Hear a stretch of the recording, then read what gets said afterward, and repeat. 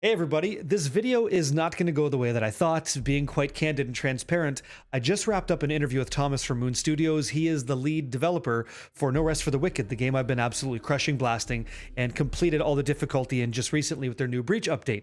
Unfortunately for me, this is where the video takes a turn for the worst, is that I was just going to upload the unedited interview because that's just how I roll, and unfortunately I did that. I did record the video, but there's no audio. Unfortunately, for some reason, the audio didn't get grabbed. So what I'm going to do is I'm going to share with you guys the important beats that we talked about during this interview, things like upcoming multiplayer experiences, things like PvP, things like fast travel, playing the game as a ranged player in the beginning, caster, all those things that I'd want to know about. And so I'll just kind of narrate over some gameplay for you, let you know what the interview is all about, and I'll do better in the future because Thomas is a great guy. He offered to do another interview.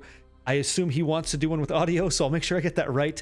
Can't believe I screwed that one up, but I gotta do more interviews, you know? Gotta do more interviews. So let me tell you guys and gals out there what No Rest for the Wicked's got coming in the future. So let's go.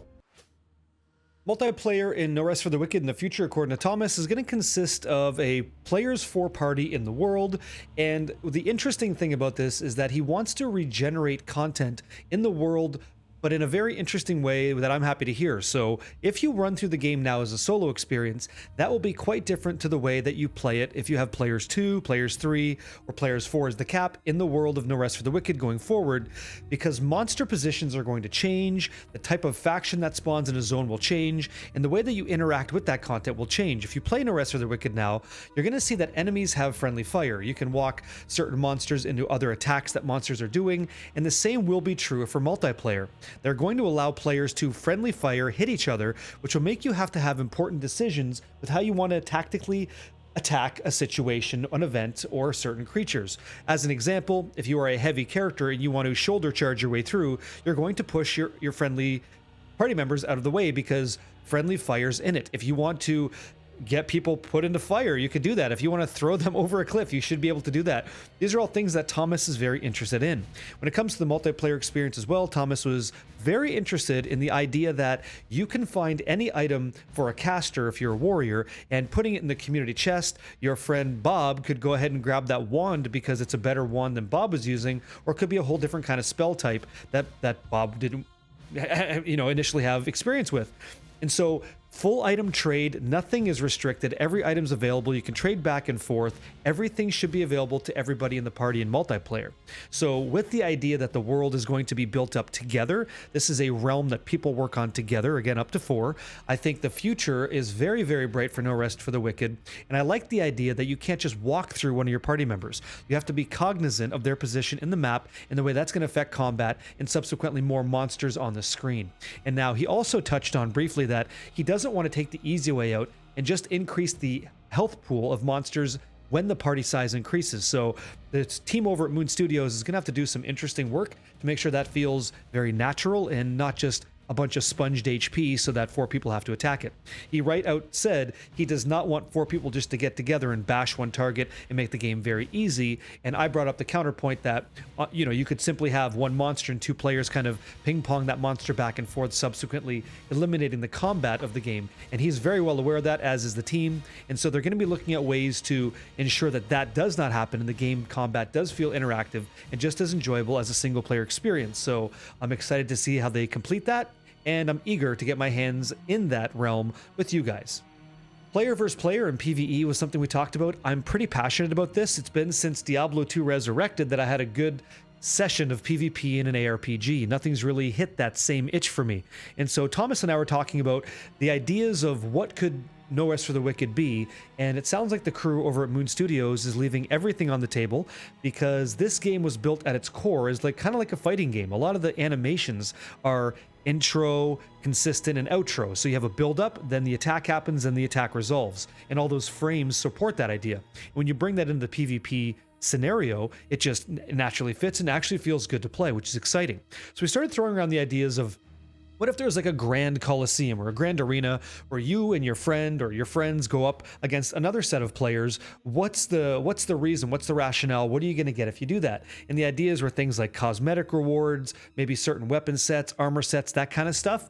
That stuff you could earn from PvP events, which is pretty exciting. In addition, you might even have, as an example, if you're the best team or the best player in the world, you have a statue in Sacrament or somewhere in the world that has you hitting a pose and the whole world knows, oh, that's you. Things like that are pretty exciting. And outside of the actual fun PvP, that sounds something like I want to just get into and see how it actually feels in No Rest for the Wicked. It's got me very hopeful.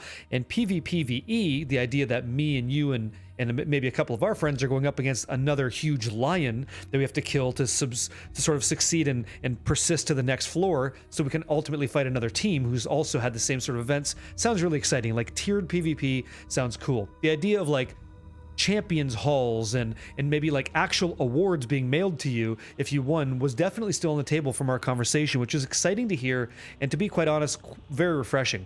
Nothing's off the table, everything could be a go, and it's something that I'm down to try. PvP, absolutely something I'm looking forward to in No Rest for the Wicked, and so is Thomas, by the way. Fast travel is a big talking point. Thomas and I covered this one, and the idea is very simple, right? They're very passionate about the way that they build Sacra, the entire world. It is hand-drawn, it is made, it is tested. It's not procedurally generated. So the team at Moon Studios is pouring their heart and soul into good level design and making sure that the game feels good. But the community has the stance that unfortunately, it sucks when you have to run from Sacrament all the way back through a zone, then all the way back, because there's no such thing as fast travel. You can't just use a portal, throw it up, sell some shit, come back, and then continue on with the adventure. That's not how this goes. You can die and you can be reborn in Sacrament, then you got to run back to where you died and pick up the adventure. You can also set a waypoint in your house, depending on geographically in Sacrament where you buy property. You could set a waypoint so that you could teleport maybe more to the west, more to the north, more to the south, but there's no way to teleport or fast travel directly to the starting point of a zone relative to Sacrament starting point. So the earliest area for a pass or shallows or things like that. And so when we talked about this, Thomas and I kind of both agree that you simply don't need it. It's not off the table entirely, but as somebody who played No Rest for the Wicked and then the Breach content, and I've beat all of it, I've run through Sacrament several times. I've set up these hoists and stuff to shortcut my time in Sacrament, and it doesn't feel like that big of a task. One of the big things you learn when you're playing No Rest for the Wicked is that the world is pretty responsive. Factions show up, content is exposed, and if you have fast travel, you essentially eliminate the need or the want to experience the world. Like, you're going to go through a lot of these little iterations where you have to solve a slight puzzle to unlock a ladder so that you can just quickly skip a whole section of a zone and navigate up and get where you want to go quicker. And so Thomas was pointing out that he could map out in his mind the entire map for Dark Souls 1, but he couldn't do it for Dark Souls 2 and 3 because of things like fast travel. And I have to say, personally as well, I agree with the fact that I don't want fast travel because I want to go through the world and experience and farm up the mats for, like, maybe we're getting copper or iron or silver ore, or we have to get herbs because we have to cook meals to do difficult content. Like, you're not going to do that unless you're exploring the world. And while you're exploring the world, this is where the friction comes in and the actual enjoyment of it. Now, I understand how No Rest for the Wicked is now, but imagine when the game goes to launch, 1.0 is released and you're playing it. If the game had things like incursions, like PvP, you toggle on that, you allow that, suddenly you might have an incursion from another player coming to attack you. You might see a whole new monster faction show up that has a certain maybe weapon set or armor type that drops exclusive for them, or there's wolves that you need to get that material. You enjoy all those things because you're out there exploring, you're living in the world, and when you're fast traveling it, you're just diminishing that experience greatly. So uncovering the little puzzles throughout the world is what this game's all about. Fighting monsters that are in the content is what the game's all about. It may not be for you, but it certainly is for me, and I really have a blast with it. So at the moment when I'm making this video, there's 3 ways to teleport in the game.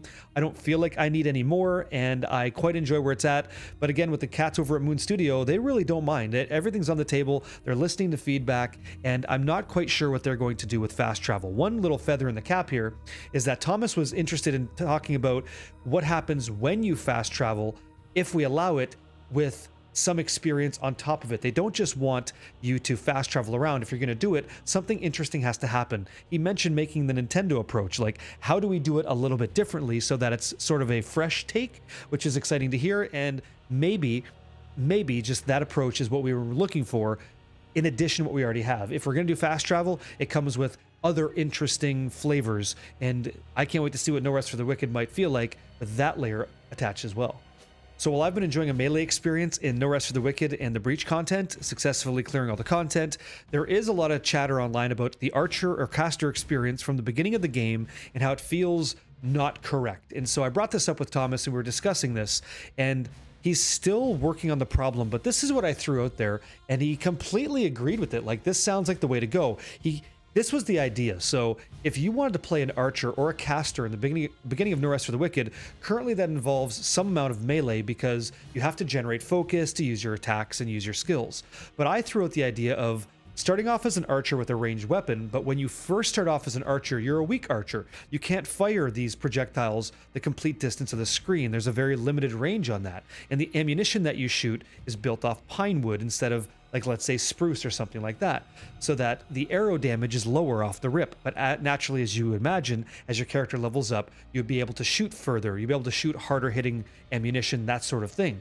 And immediately Thomas said, yep, that's exactly it. You got it. That's what we're going to do, because that is what we think makes sense to at Moon Studio. So I was happy to hear that. And that would also iterate down to the caster experience, where you'd have, as an example, limited duration on events, or you have very weak knowledge of how spells work when you have a brand new character. But as your character levels up, that's when you start to have this really crazy knowledge of magic, and your magic spells maybe cast more projectiles. They go further, they're larger, they have bigger explosions, all that stuff happens. It has to start off with a very weak experience, but you still feel like you're a ranged class, but ultimately knowing that you can blow up the game because your character gets so nuts, or you pull back that bowstring so fast, so quick, that you don't have you have no charge time at all, and you start ripping through the content. So that sounded like it resonated, which is pretty cool. Before the Breach, I did make an archer class, and the way that we subsequently made that build is not possible anymore. So it's nice to know that they are listening. They did have an idea, and I think I nailed it. So that's pretty fantastic. And I think that will ultimately resolve the issues people have when you're first getting into No Rest for the Wicked. If you want to be a Legolas or a Gandalf kind of player, this might be the way they're going to do it. And that sounds really, really cool. So after talking to Thomas for an hour and a half, I felt like the guy's got a good pulse on where he wants the game to be. He has a very clear vision as to what he thinks No Rest for the Wicked should be. And he does see a gap in the ARPG genre, but he doesn't mind also creating a subgenre in his own right, because the game needs it and the world needs it. And I got to tell you, I know No Rest for the Wicked is not for everybody, absolutely, but it is for me. I didn't go into the game with any expectations, and since I've been playing it, I've only really enjoyed it. And I truthfully believe that the addition of multiplayer and the addition of PvP will bring this game to the forefront for many of us. Now, things like the runes not having good tutorials, the user interface not being entirely complete. One thing to never forget is that No Rest for the Wicked is still very much in early access. It's not 1.0 ready to drop, but when it is there, I believe there is a passionate team of individuals behind it that want to make Sacra the absolute best for all of us. And once we get there and we arrive, I know it's going to be a blast, because in early access, it's already cost me so many hours of sleep. So that was my unfortunate interview, you guys. I wish I had audio for you, but Thomas, thank you so much for taking the time. And anybody who's watching this video, I'll do you right next time.